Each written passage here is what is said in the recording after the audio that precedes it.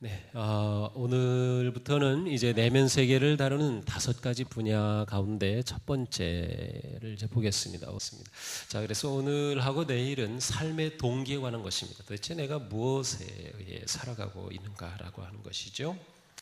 사람이 내면 세계를 알기 위해서는 내가 어떤 종류의 사람인가 하는 이것을 구분하는 것으로부터 시작합니다. 그런데 이 2가지 종류의 삶은 무엇인가 쫓기는 사람과 아니면 부르심에 따라 사는 사람, 이 2가지 종류로 나뉩니다.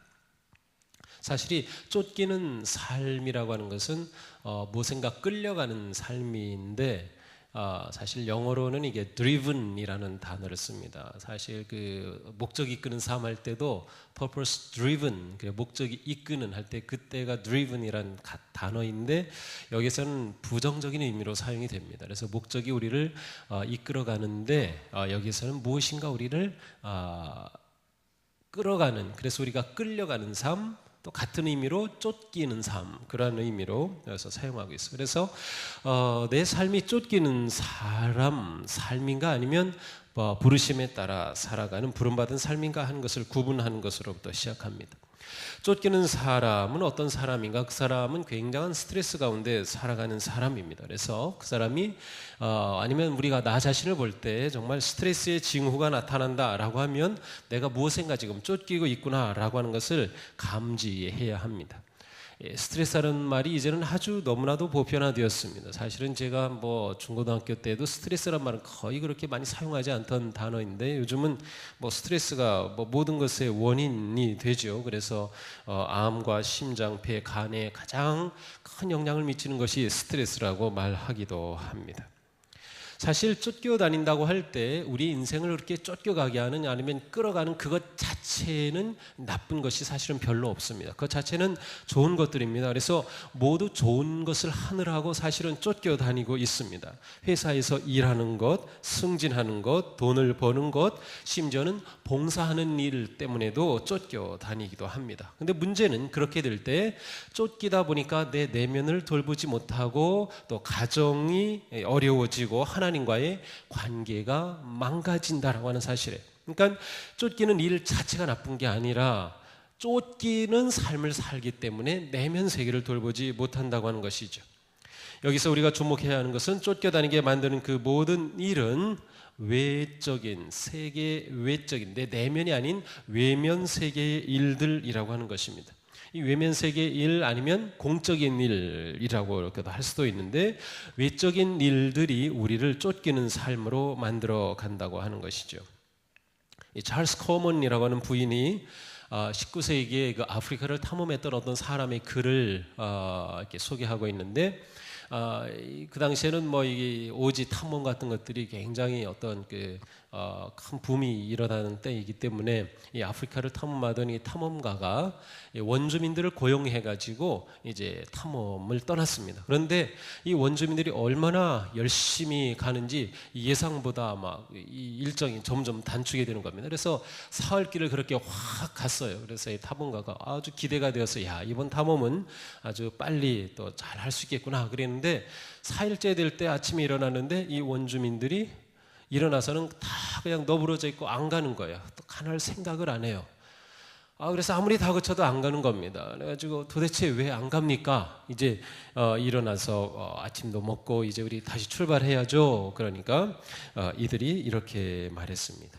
우리가 너무 빨리 와서 우리의 영혼이 뒤떨어져 있습니다. 그래서 영혼이 우리를 따라잡을 때까지 여기서 기다려야 합니다. 라고 말했다는 거죠. 그래서 아주 지혜로운 그러한 삶의 어떤 방식입니다.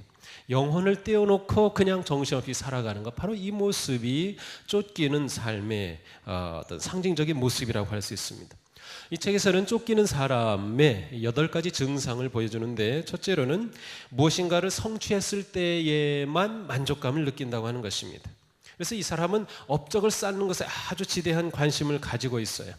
그래서 대체로 이런 사람들은 인정받지 못하는 환경 가운데서 자란 사람들이라서 무엇인가 내가 쌓고 이루었을 때 인정받고 칭찬받는다라고 생각해서 계속 그렇게 하려고 하는 것입니다. 이것은 뭐 나이도 상관없고 직책도 상관없어요. 무엇인가를 성취하려고만 하는 것이에요. 자기 존재 자체가 인정받지 못하고 무엇인가 업적을 이루어야만 인정받기 때문에 계속 그렇게 하는 것입니다. 우리가 자녀들에게도 좋은 점수를 받고 좋은 성적을 받을 때만 인정해 준다고 하면 이 자녀들이 이렇게 쫓기는 인생을 살아갈 가능성이 아주 높아집니다. 쫓겨다니는 삶의 문제는 점점 그렇게 업적을 쌓으려고만 합니다. 계속 업적을 쌓으려고만 하다 결국 내면 세계가 무너지고 인생이 붕괴되는 것이죠. 두 번째로 이러한 사람들의 특징은 어떤 성취를 표시하는 상징적인 것에 집착을 합니다. 그래서 내가 어떤 신분을 가지고 있다. 나는 저명 인사를 잘 알고 있다. 그래가지고 뭐 대통령하고 찍은 사진 크게 뭐 걸어놓고 있는다든지, 뭐 지나치게 자신의 평판에 대해서 지나친 관심을 가지고 있다든지, 아니면 내 사무실의 크기는 뭐 이렇습니다. 뭐 그런 것을 뭐 아주 뿌듯하게 생각한다든지 하는 그러한 사람들은 바로 그것을 통해서 나는 이렇게 성취한 사람이다라는 걸 드러내려는 쫓기는 사람이죠.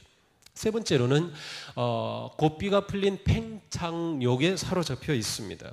지속적인 발전은 좋은 것입니다. 그러나 성공의 확장의 욕망에 사로잡히게 되면 가장 아니면 최고 많이 되려고 합니다. 그래서 나는 성공한 것으로 끝나죠. 가장 성공한 사람이 되고 더 큰 성공한 사람이 되고 이것으로 부족해서 더 이루려고 하는 그런 어떤 통제되지 않는 그러한 탐욕에 사로잡힌 삶이 됩니다.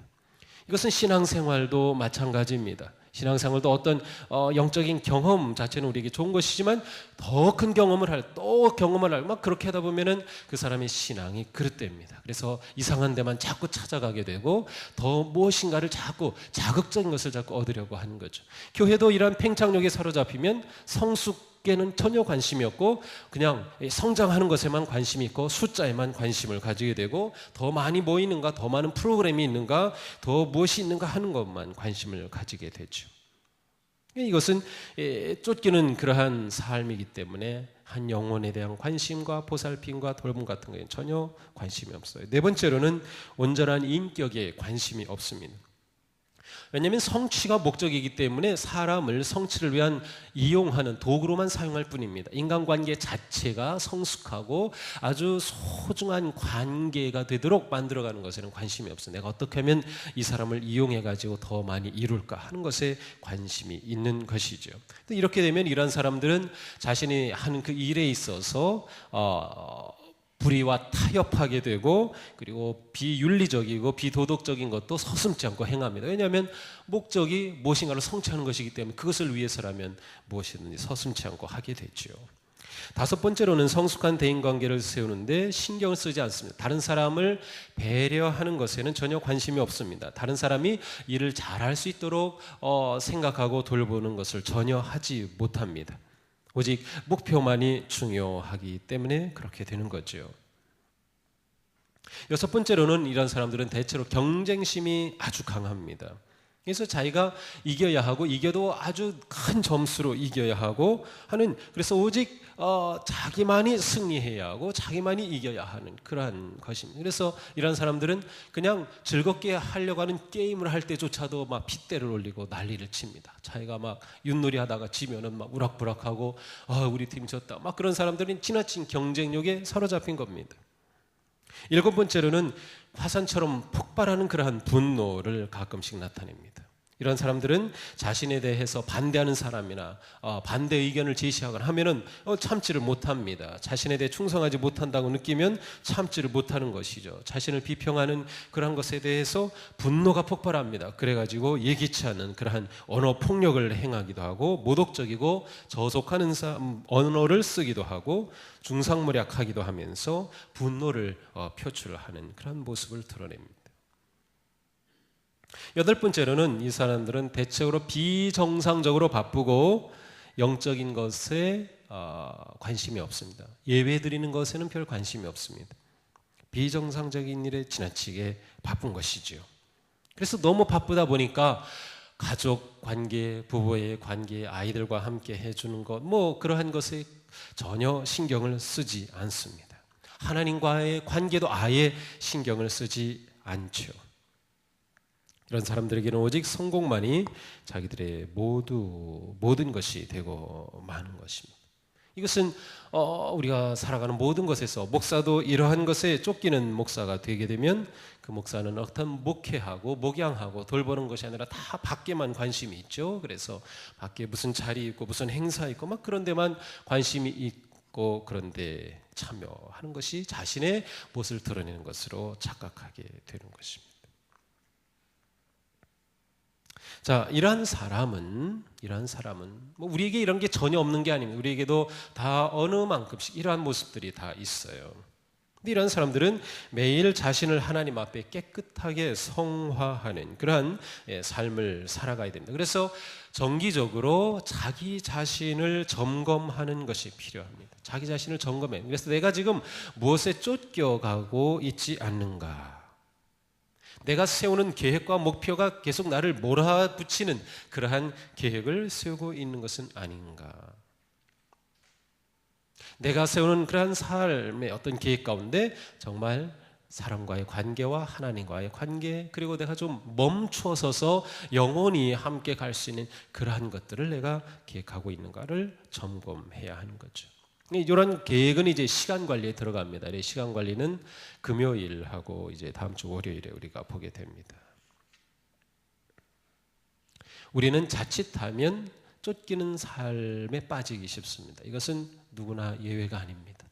저도 자칫하면 쫓기는 삶에 빠지게 되고 종종 이러한 삶에 빠지곤 합니다.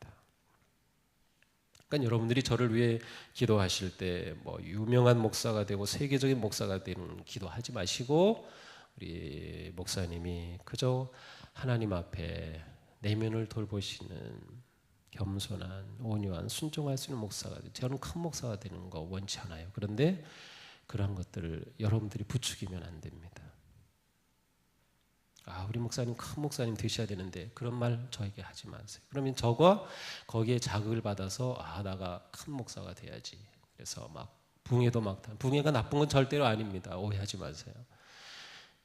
막 외부에 다니고 유명해지고 막 그러한 것에 제가 신경 쓰면 저는 큰일 납니다. 사실은 저는 상관없어요. 여러분이 큰일 납니다. 제가 여러분 돌봐드려야 되는데 제가 밖에 나돌아다니면 어떡하겠어요. 오늘 읽은 본문의 말씀은 사울의, 이 이스라엘의 초대 왕 사울의 모습입니다. 이 사울은 쫓기는 사람의 전형입니다. 누구든지 내면 세계를 잘 다루지 않으면 내면의 붕괴를 맞이하게 됩니다. 자, 오늘 본문에 보니까 이 사울은 공적인 생애 초기에 아주 천부적인 세 가지 자질을 가졌습니다. 하나님이 엄청난 복을 주셨습니다. 첫째는 그에게 부를 주었고, 두 번째로는 매력적인 외모를 주었고, 세 번째로는 건장하고 발달된 체격을 주었습니다. 건강함을 준 것이죠. 이것은 공적인 세계, 외면 세계를 좌우할 만한 아주 중요한 요소들입니다. 사울의 이러한 요소는 이스라엘 백성들에게 강한 아주 좋은 첫 인상을 주었고, 이스라엘 백성들의 관심을 확 받을 수 있었고, 또 이 사울이 정치하는데 아주 유리하게 작용을 했습니다. 그래서 일종의 카리스마를 만들어내었고, 그래서 그는 초대 왕이 되어서 사실은 처음 이끌어가는데 무리가 없었습니다. 그렇기 때문에 사울은 자신의 내면 세계를 돌보고 영성을 개발하고 내면 세계를 키워야 되겠다는 것을 미처 생각하지 못했어요. 그의 출발은 아주 빨랐습니다. 일찍 성공을 거둔 것이죠. 그러나 그의 이러한 하나님이 주신 탁월함이 오히려 그의 삶을, 내면을 돌보지 못하는 그런 결과를 가져왔어요. 그러니까 여기에는 항상 위험이 숨어 있는 것입니다. 사울은 왕이 되면서 성공이 빨리 찾아왔고, 그는 그것 때문에 자신의 인생의 한계를 보지 못했고 내면 세계의 붕괴를 보지 못한 것이죠. 자기도 누군가의 도움이 필요한 존재라는 것을 그는 보지 못했어요. 그는 하나님과의 관계가 아주 중요하다는 사실도 보지 못했어요. 그는 자신의 백성을 잘 다스리기 위해서 자기가 어떻게 해야 되는지 생각하고 하나님 앞에 서고 기도하는 시간을 갖지 않았어요. 그렇게 되면서 사울에게는 점차로 쫓기는 인생의 증상들이 나타나기 시작한 겁니다. 그는 아주 바쁜 사람이 되었습니다. 그래서 세상 정복에 열을 올리게 되었고 블레셋과의 전쟁이 임박하자 그는 사무엘이 와서 제사를 드리고 하나님의 말씀을 듣고 전쟁을 해야 되는데 이 사무엘이 늦게 나타나는 겁니다. 그러니까 그는 조바심을 견디지 못하죠. 그래서 자기 계획대로 일이 진행되지 않게 되죠. 결국 자기가 제사를 드려버리고 맙니다. 자기가 중요한 인물이라는 생각에 사로잡히고 내가 이 나라의 왕이다, 내가 모든 것을 결정한다 라고 하는 그러한 자만에 사로잡힌 사울이 자기가 하지 말아야 할 일을 한 거죠. 하나님의 정하신 법을 어겼습니다. 제사장이 할 일을 그가 했습니다. 이때로부터 사울의 인생은 내리막길로 빠져듭니다. 이 일 후에 하나님은 사무엘에게 이렇게 사무엘을 통해서 하나님은 사울에게 이렇게 말씀하시죠. 당신은 해서는 안 될 일을 했습니다. 주 하나님이 명하신 것을 임금이 지키지 않으셨습니다. 명령을 어기지 않으셨더라면 임금과 임금님의 자손이 언제까지나 이스라엘을 다스리도록 주님께서 영원토록 굳게 세워주셨을 것입니다. 그러나 이제는 임금님의 왕조가 더 이상 계속되지 못할 것입니다. 주님께서 임금님께 명하신 것을 임금님이 지키지 않으셨기 때문에 주님께서는 달리 마음에 맞는 사람을 찾아서 그를 당신의 백성을 다스릴 영도자로 세우셨습니다. 사울은 쫓기는 인생을 살다가 내면의 분기를 맞이한 것입니다. 나면서부터 놀라운 천부적 자질을 가지고 있었지만 그는 그 천부적 자질에도 불구하고 내면을 다루지 못하였기 때문에 그것이 자신의 인생의 자산과 하나님의 복이 아니라 오히려 부채가 되고 그의 인생은 부도가 나고 말았습니다. 하나님의 은총이 사라지자 그는 쫓기는 증상에 사로잡히죠. 그래서 하나님의 택함받은 다윗을 죽이려고 그의 모든 정력을 다 소비합니다. 그는 난폭한 행동을 하였고 분노가 폭발하였고 창을 던지면서 살인을 시도하였습니다. 때로는 갑자기 자기 연민에 빠져서 주체할 수 없는 깊은 우울증 가운데 그는 정신이 혼미해지기도 하였습니다. 원수를 찾아다니다 밤낮 숲을 헤매는 그러한 쫓기는 인생이 되고 말았습니다. 사울은 애초부터 쫓기는 사람이었어요. 그래서 그는 한 번도 자기 내면을 돌아보지 않았어요. 성경은 사울이 하나님과의 관계에 대해서 단 한 번이라도 고민하고 기도하고 한 것을 보여주지 못합니다.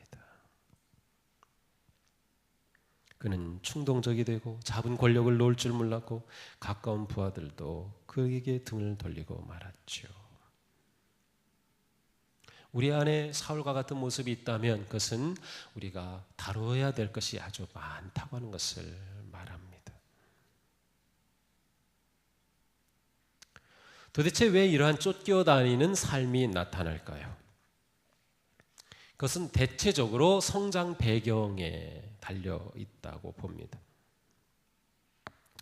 일반적으로는 첫 번째로 잘했다고 말을 해주는 칭찬을 받는 환경에서 자라지 못한 사람이 쫓기는 인생을 살 확률이 높아집니다.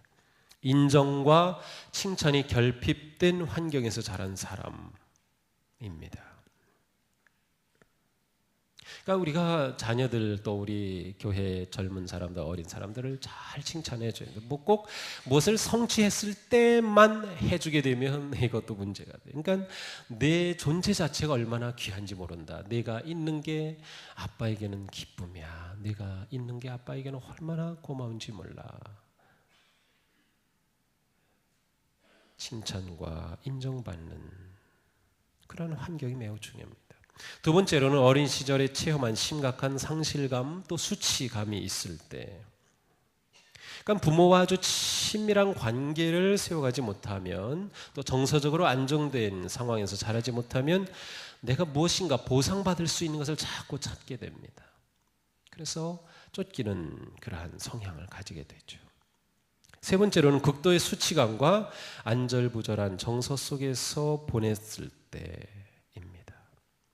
그래서 성장기에 왕따를 경험하고 곤혹감, 망신을 당하고 수치스러운 경험이 있을 때 그 응어리가 남아있으면 인생이 그렇게 쫓기기 쉬워집니다. 물론 다 그러한 경험들을 우리 자녀들이 합니다. 어느 정도.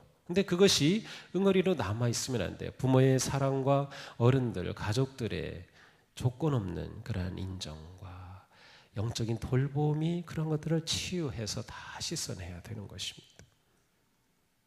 네 번째로는 쫓기는 것이 생활 방식이 되어버린 가정 환경과 사회 환경에서 자랐을 경우입니다. 어려서부터 그것만 보한 사람, 어려서부터 아빠를 볼 때 아빠는 집에 들어와서도 맨날 일만 하고 아침 같이 저녁 식사하다가도 전화가 오면 그냥 사업에 관한 일 하느라고 다 다른 식구들 밥 먹을 때까지 같이 오지도 않고 대화도 못하고 그런 모습만 보고 자라면 그게 인생인 줄 아는 거예요. 그렇게 살아야 된다. 쫓기는 인생이 자기의 삶이 자연스럽게 되어버리는 거죠. 문제는 우리 사회가 지금 그렇다고 하는 것이, 우리 사회가 전반적으로 쫓기는 그러한 사회가 되어버렸기 때문에 우리의 자녀들이 또 우리 자신도 모르게 계속 무엇인가 쫓겨가고 있는 것입니다. 이렇게 쫓기는 사람에게는 내면 세계의 의미가 별로 중요해지지 않아요. 그래서 외적인 것, 물질적인 것에 관심을 두고 내면을 돌보지 못하게 되는, 결국 내면의 평온함을 잃어버리게 되는 거죠. 자, 그렇다고 하면 쫓기는 사람도 변화가 될 수 있을까? 당연합니다. 변화가 됩니다. 우리는 똑같은 사울을 봅니다. 이스라엘의 초대 왕이었던 사울은 쫓기는 삶으로 인생이 망했어요. 그런데 신약에 나타난 사도 바울입니다. 그는 처음에는 완전히 쫓기는 사람이었습니다. 그는 율법주의에 사로잡혀서 혈안이 되어서 그리스도를 말하고 믿는 사람들을 잡아 죽이고, 그는 말할 수 없는 의로운 영적 분노에, 소위 율법적 분노에 사로잡혀가지고 정신없이 쫓겨다니는 사람이었어요. 그의 모습은 아주 혈기등등한 그러한 모습이었어요. 그런데 그가 부활의 주님을 만난 후에 쫓기는 삶이 완전히 무너지게 됩니다. 그리고 그의 내면 세계는 새로 만들어졌고, 그는 진정한 복음의 자유와 평안함과 기쁨과 소망을 받은 사도로 변화된 것이죠. 어제 말씀처럼 우리가 예수 그리스도를 믿을 때 하나님은 우리 안에 그리스도가 거하게 해주신다. 그것은 바로 우리가 쫓기는 인생에서 부름받은 인생으로 변화되기 위해 우리에게 주신 변화의 능력이 되는 것입니다. 그러니까 중요한 것은 내게 속에 내면에 내 영혼에 말씀하시는 주님의 그 음성을 들어야 되는 거야. 주님께서 한탄하고 계시는 그 마음, 주님께서 한숨 쉬는 마음이, 내가 그렇게 살아 안 돼, 너 그렇게 쫓겨다니는 인생, 너는 그게 인생이 잘하는 것인 줄 알고 성공인 줄 아는데 잠깐 좀 멈추어 봐라, 나하고 얘기 좀 하자, 나에게 귀를 좀 기울여 봐, 내 앞에 기도의 시간을 가져봐, 말씀을 읽어볼래? 우리에게 끊임없이 다가오시죠. 그 음성에 우리가 반응하게 되면 성령님이 우리를 변화시킵니다. 과연 여러분은 어떤 사람인가요? 여러분에게도 쫓기는 사람의 특징이 있나요? 네, 우리에겐 조금씩은 적어도 다 있을 겁니다.